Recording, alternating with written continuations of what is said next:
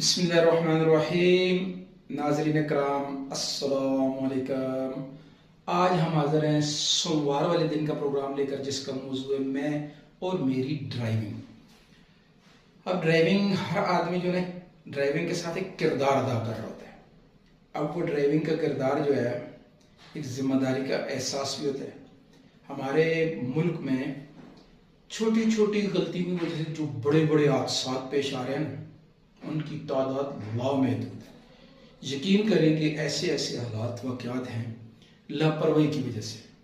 अभी मैं आपको अपनी आंखों देखा एक वाक़या सुनाता हूँ।